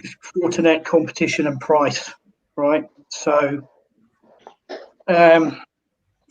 Fortinet, I mean, I can take the Fortinet one, right? So look, I think we made it very, very clear around our plans, our roadmap to have a fully fledged EMEA initiative for Westcon on displacement. For those in the tech meeting, the sales meeting, it was communicated that we have a sort of two-track approach. Fortinet being the number one vendor to displace. Number two would be some smaller firewall manufacturers to suit a different market, maybe an SMB market or smaller countries, something like Sonic Wall or Barracuda. So we'll have a two-track displacement program, but for the sake of this point, Fortinet is our absolute number one target. We've already put in a funding request into PaloAlto. I think we have an appetite to work together, and it's one of the number one priorities to have out to you at the beginning of Q2. I can stop right there. Yeah, it's our number one priority. Can I make a comment, Neil, from a PaloAlto technical point of view? The one thing that I don't want to see this year is, so we are driving our teams and our partners heavily on our growth technology. Please don't forget our heritage, and Renee used the word of heritage as well. PaloAlto Networks established itself based around its next generation firewall. Do not forget that business. Do not forget that capability. Don't take your eye off it, because if you do, Fortinet, Barracuda, Checkpoint will come in and hoover that up. We've got to keep our focus on it, as well as looking into the future and the cloud-based and the solutions and the services. So that's really a request and an ask from me, please. Good comment. Thanks, Simon. I think the other thing to add there, Neil, is the work that we're doing around the bundles. So we brought out the Ultimate Threat Bundle last year. It was a little unwieldy, and we've taken some of that feedback. So we're currently working on some offerings that give you a bit more choice, but also give a little bit of discount in terms of being able to go to market. Now, it's not going to hit everything, but it's a good place to start, right? So, and to Simon's point, if we can, look at that whole churn the base, look at what we've got, make sure that we're protecting it, but use some of these bundles and things that are coming through and to secure that business. And I think, we'll always take feedback. So, I always say to everyone, don't be afraid to email me. If there's something, a particular problem, I'll only know if we get that feedback and we can start to work on some of these things. But, at the end of the day, we've got competition, but we've got a great heritage. I love that word. Yeah. Good point. Now, I'm not sure, moving very quickly on around whether the responses are our competition or Palo Alto's competition. I'd prefer not to get into a discussion now about our competition. I don't think we have the time, nor is this the right place. And I think we probably covered the likes of Fortinet maybe as a a competitive landscape vendor piece. Like Neil, it's Peter. Sorry, can I say one word on that? What I will say is be relevant. I think the one thing I would say, let's address that competition. Doesn't matter whether it's Fortinet or whether we're talking about our distribution competition. It comes back to being relevant and bringing value. And if you're relevant and you bring value, we will help our customers beat the competition, and we will keep our place as the key distributed partner. I think it's a brilliant comment. No doubt. I mean, I think the thing we need to focus on here is focus on ourselves and everything that we've talked about over the last 2 hours, and making sure that we deliver what we said we were going to deliver, rather than worrying about the competition. I think and that's not me just saying this in front of Palo Alto Networks. I think that's absolutely what we need to do. If we look at the progression, look at the resources, look at the focus. Right, we haven't been doing that just watching exclusive networks as an example. We've been doing it about focusing on ourselves. Right, so great catch, Peter. Thank you. And I think we, unless anyone else has got anything to say, I think we'll move away from price. Right, we're value distribution. Right, so perhaps we won't talk about price based on time. But anyone else disagrees and wants to? No, I don't think we should be talking about price. No. Carmen, I think we've lost a couple of minutes, but we nearly got there.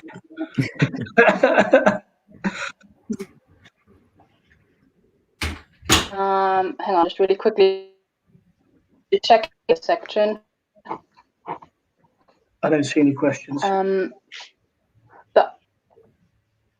I can't see any. So I think with that, then we conclude our unfortunately slightly rushed panel discussion, but I think it was good that we took our time on the first question and really dug into it a little bit deeper. So I'm quite happy with that. So thanks to all you guys for giving your input. And then we'll start moving on. Hang on, I just need to get my right slide up. Just 1 second.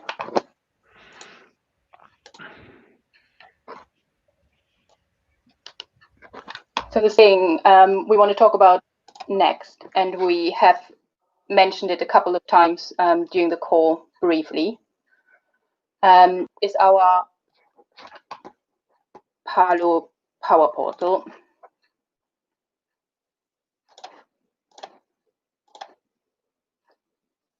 And I got it up for you in just 1 second.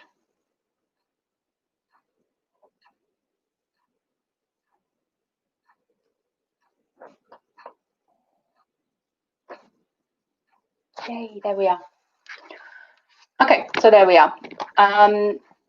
So the Palo Power Portal, or really that's sort of its nickname, that sort of snowballed a little bit. Official name is Power in Partnership, which is our centralized approach to hopefully support you in having a consistent value add message, the why Westcon piece into Palo Alto, and not just to your usual DBMs, where hopefully the relationship is good, anyone they know what we're doing, but also the slightly wider Palo sales team. So yes, the challenges I think around having awareness of all the bits we do as Westcon into Palo. I think we discussed it a couple of times now, so I'm not going to go into that. It's not perfect, which is why we're trying to help you guys out with it. So the goal is that we have a one place, relevant, consistent message into Palo about what we do to help them. And this is why we came up with this one portal with a really easy to remember vanity URL, because we want to get around pushing different messages and email from one person to another. Hey, there's a WinWire and we do a monthly newsletter, and have you seen our contact card? And it just doesn't get through, and it doesn't penetrate into as wide of an audience as we would like to, which is why we have put together this portal. So content on there. The main bit is a Westcon value add, which is services. but it's also our people, it's our strategic programs. So pretty much everything we covered, or a lot of what we covered in the first part, and also the breakouts. One thing we try to be really clear on is that we don't want it to make it a value add sort of shopping list. Here's everything, pick out what you like, but we wanted to have it bite-sized and ready for our audience, which is the Palo sales and the wider channel teams in PaloAlto. So we positioned our value add around relevant reseller scenarios, which I'll show you in just a second. Also, what's in there is who do you need to talk to at Westcon? So they might not know everyone locally or centrally, the support functions, the global email aliases for the global accounts, etc. So we have that on there. We have our business overview in there. We have a demonstration that there's executive alignment and sponsorship for this relationship. Also what's hot this month, so biggest deals in different speedboats, any great activities you guys are doing locally, anything that we have dug out that we think we need, the Palo team needs to know as a sort of best practice and update. And also individual recognitions, which I'll get to in a minute. So Alex, if you can quickly pull up the video, then I can just really quickly run you through. Yeah, so this is the portal. One thing is we made it email locked. So you type in your email and then you get in. There we are. So it's really quick, just one click access. Again, another contact form. One of the main jobs of this page is also, rather than just to give all the information, to get the Palo guys to sign up to your local email communications. Our pardot list for PaloAlto domains is really small. If they're not automatically involved, then it makes it harder, right? So here's our value add piece. So yes, with Disty of the year, which is great. And here are our value adds for you, Mr. Palo salesperson, or Mrs. Palo salesperson, around different scenarios. So my reseller is new to selling Palo. How do you help me? My reseller is ready to accelerate. My reseller is ready to conquer the world, etc. So there are our statements, and then proof points on why we think we can help in this way. We have a little statement from Claudette and David Grant to really emphasize that this is a strategic alignment. If you guys remember our win wires from 1 or 2 years ago, so that's our one-page snapshot of where we are with our Palo business for everyone to see. Our powerful programs, I like a bit of alliteration. So those are our cornerstones, which again, we have covered a few times during this call, but we need to make sure that it's easily accessible for our Palo colleagues as well. Our contact card, which we have done a while back, which we will keep updated in here. And our staff recognition. And notice my beautiful black screen there. I'll get to that in a second. And then our monthly highlights. So we're now holding stock. Big news. Do they know about it? Our biggest deals by speedboat and customer type. Our Academy Award recently. We've done a nice case study around IBM and our TAS support. All the work we're doing in localizing activities and messages, etc. So all that's on there. And it will be an ever-growing, always evolving page.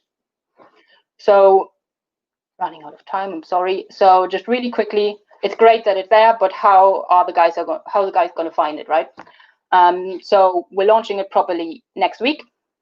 So for the few Palo people we have on Palo, we will email them about it.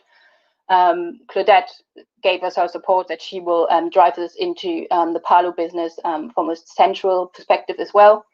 I will give you a little template or the link anyway, so that you can hopefully share that with your local counterparts as well. And we are trying out a little paid for targeted LinkedIn adverts campaign that's only targeting PaloAlto employees across EMEA. How do we make sure they keep coming back and keep going back into the portal? So hopefully good content. So if the content is good, hopefully they come back. We will keep it up to date, minimum monthly. Once we've done updates, we will do like a little mini mail. So just saying, hey, have you seen the latest updates on the portal? Come check it out. And then our monthly staff recognition, which we have called Palo Power Rangers. And we're starting this as of today. These are our Palo Power Rangers. So rather than having a boring employee of the month or anything like that, we wanted to go a bit fancy, and Palo Power Ranger is just a bit fun, really. So the business is only good because you guys are good. So we want to call out outstanding individuals on a monthly basis, one from our side across EMEA, but we also want to recognize Westcon supporters within Palo. So hopefully that also gives them a bit of a reason to come back to the portal. So that's how we're going to go forward with Palo Power Rangers. So they will be called out on the Palo Power portal. We will do a bit of noise on social media, all our usual stuff, really. You're also going to get sent a little Palo Power Ranger kit. Yeah, and will be called out to your colleagues, and the reason why for this. To really kick this off in style, and because we're only just sort of starting the new financial year, we want to kick this off with awarding our Palo Power Ranger of the Year FY20. So those are our employees of the year on the different functions for FY20. So if I can hand over to Daniel, who will be and because we're only just sort of starting the new financial year, we want to kick this off.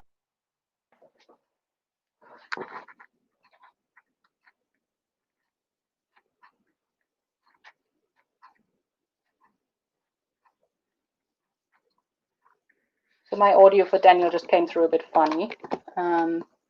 Let's give it a second to sort that out. Sorry, can we ask Daniel to please leave the attendees website? That's why the audio is coming in twice. All right, there we go. My audio for Daniel just came through a bit funny. Give it a second.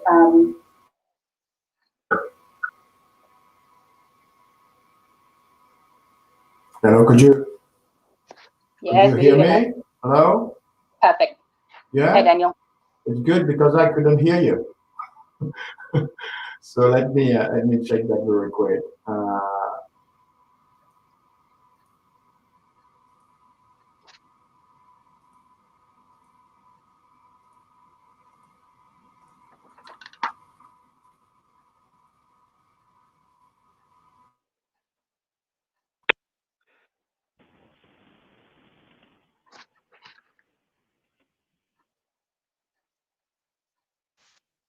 Hello, could you hear me now?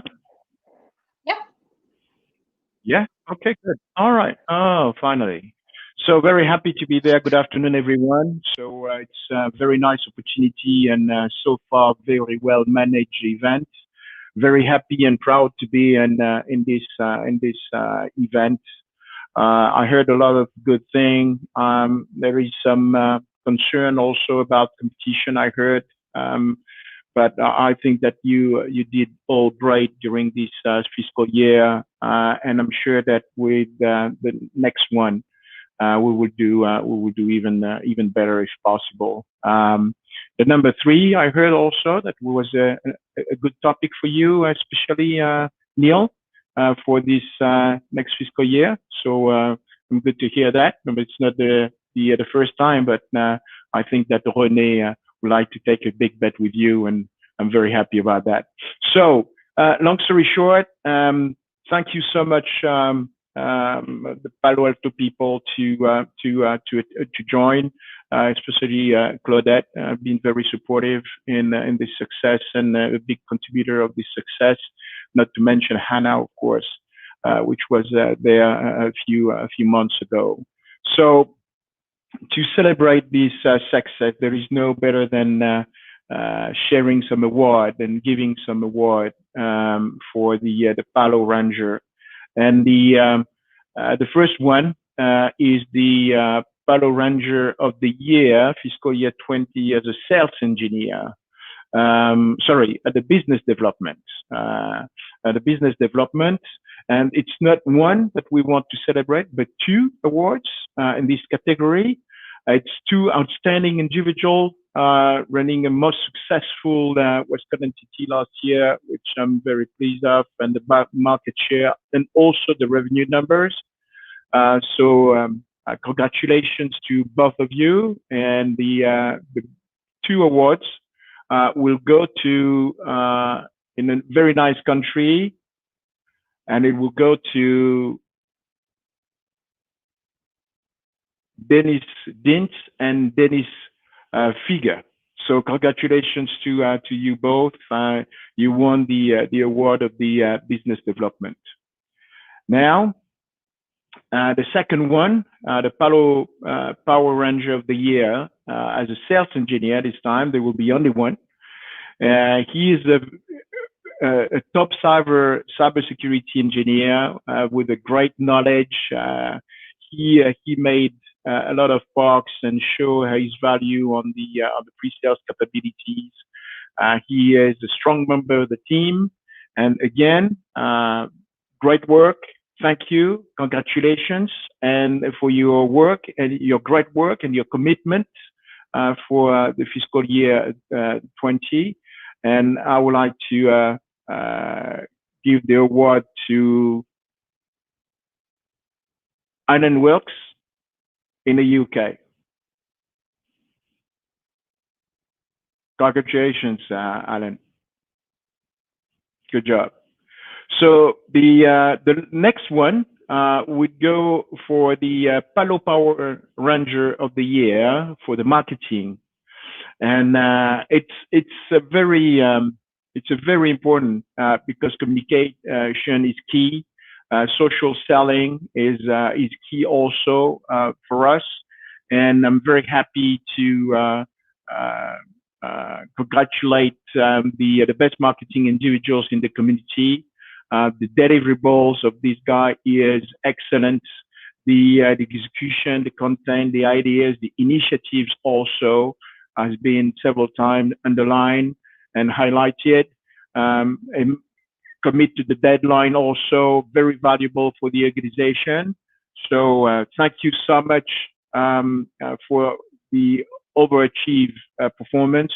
And this award for the marketing goes to David Develkinier in Belgium. Congratulations, David. Félicitations, David. So the next one, not the last one, but the next one, the Palo Power Ranger of the Year for the internal sales. This resource, because I don't want to tell if it's a man or a woman, is considered as the strongest and more competent and knowledgeable internal sales and product specialist in our community in the EMEA. Bring a lot of creativity and proactive approach to the work, and his ability to contribute and participate to the improvement in everything and to our success. And we need to celebrate the great work and the achievement and the commitment for and the award will go for the internal sales to Carl Klunderud from Norway. So congratulations, Carl. I don't know how we could congratulate in Norwegian, but you will teach me. So the next one and the last one will go to the most proactive and hardworking. What it called to. We want to do a wild card for this one. It's not a specialty, but somebody who distinguishes himself by his hard work, ability to drive the business.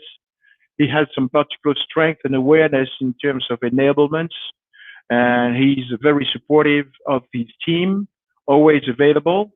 So the award goes to Nadia Hamed in Middle East. So congratulations, Nadia. Thank you so much. So, and then I will hand over to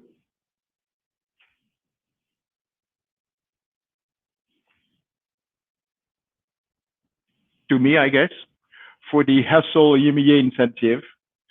And we would like to do the country set to make sure that the countries get rewarded for the hard work that they did during this incentive.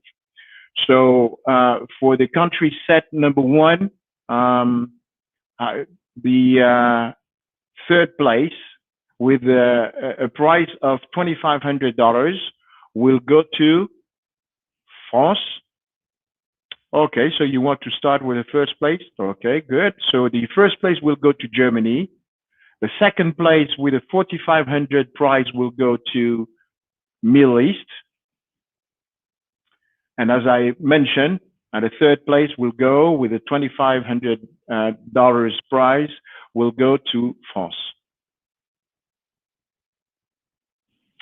For the second set of the countries, for the EMEA incentive on PaloAlto, the first prize will go to Denmark. Congratulations, Denmark, with $3,000 prize. The second place with a $2,000 prize will go to Portugal. And the third place will go to Austria with a $1,000 prize. So thank you so much, teams, to contribute so well to the success of Westcon and PaloAlto with the growth that you saw presenting by René this morning. It's a very compelling performance. Great initiative that you all take. Great team. Excellent work. So thank you so much.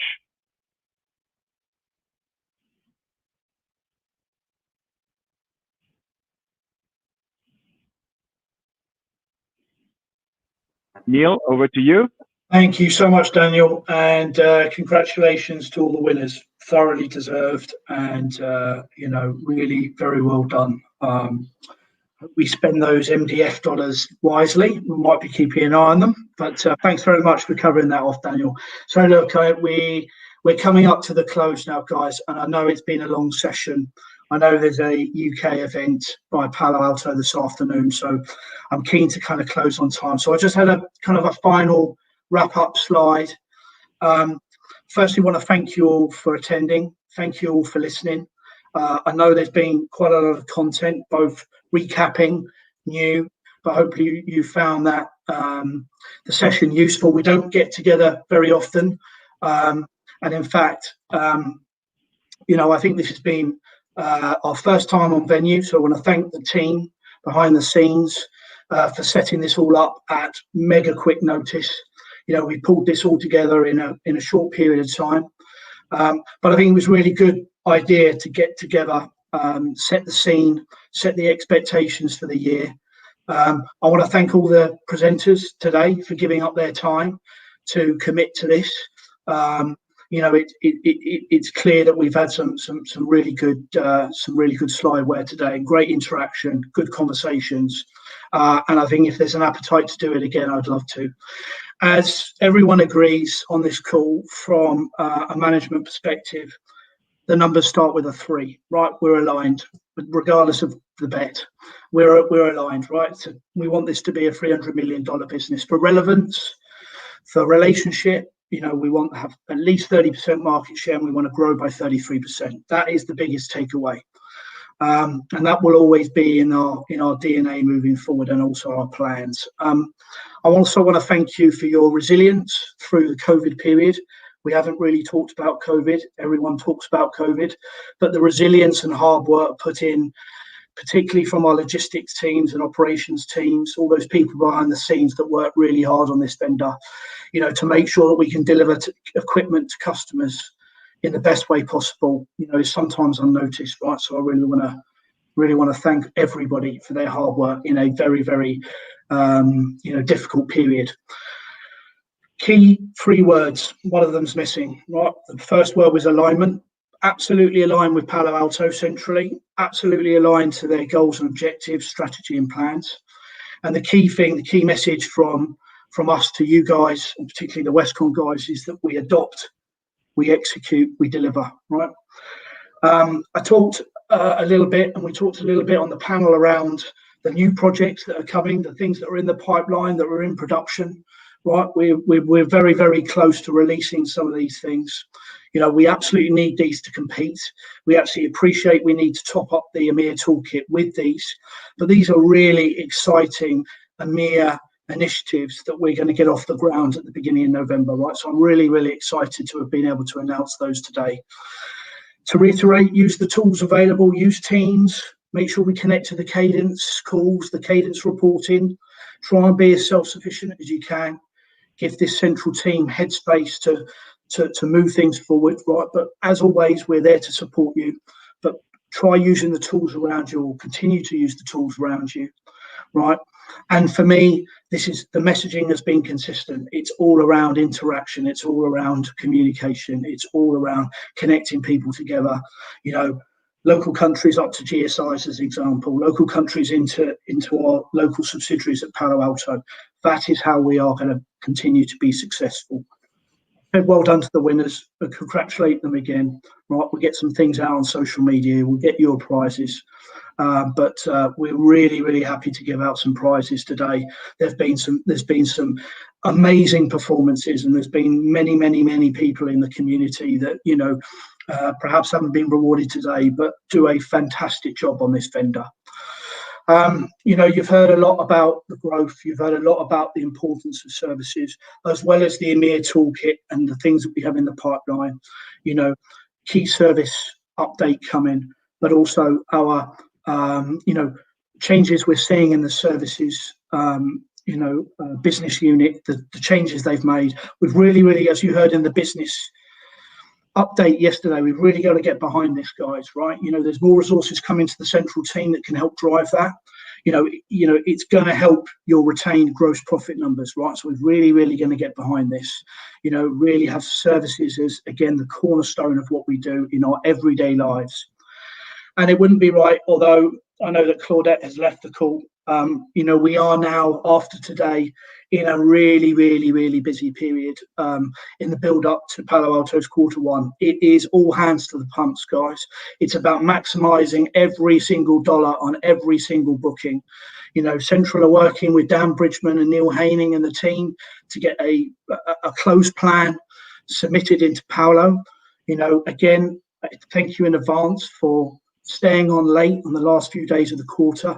Let's absolutely maximize the order intake. I'm just going to give you a couple of numbers and then we'll close.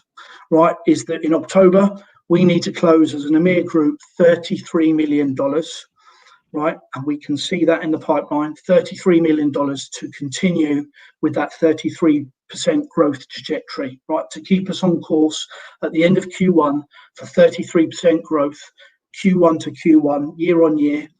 We need to deliver 33 million this month, right? Order intake, right? And we will fully support every single PO that you close. So thanks in advance. You know, we'll be prepared. Again, the communication message is the same. We communicate, we escalate, we be prepared. We prepare each opportunities. We connect with our local PaloAlto teams on a weekly basis around expectations about what needs to come in, when it's coming in. Let's turn everything round through EDI and automation as quickly as possible. So with that, I think it's Neil, if I may, Neil. Okay, so thank you, Neil. So just a very quick note. Of course, the quarter end close is very important, and I know that you are motivated to get to these 33%. This is 2-3 already, so which is really good. That's a nice start. So of course, everything that we need to close need to be closed to make sure that we are in the same growth. But it's not about that, because I think that Neil did touch the subject many times about our performance. What I would like to do and conclude this event is to congratulate Neil and Carmen to organize this event. Great job, great achievement, great event. Very good speakers. The award, I like the award. I like also the different speakers. Matt for the services and the PaloAlto and the Verizon and so on, which is really good. So I know that you put a lot of efforts against this event. took you some days, okay, to make that happen. So congratulations. Thank you very much. It's the first time, but it's a benchmark. And then next year, I hope that we will do that in, let's say, physical, in person. But if not, the benchmark is quite high to be better next year. So once again, Neil, put a smile on your face because it's over, right? Okay. We'll get up to close the number now, right? That's all. You know, it's not like there's thousands of other things still to do. Carmen, so thank you. So a round of applause for you both. This is great, a great job. Thank you so much. And team effort. Peter, team effort. Okay, Peter as well. I know that. Okay, Peter, the rock star. Peter, the rock star for PaloAlto. So thank you so much, guys. Thank you, the team, and enjoy the closing. It's just in 2 weeks' time. So thank you so much. Bye for now. Thanks, guys. Thank you so much.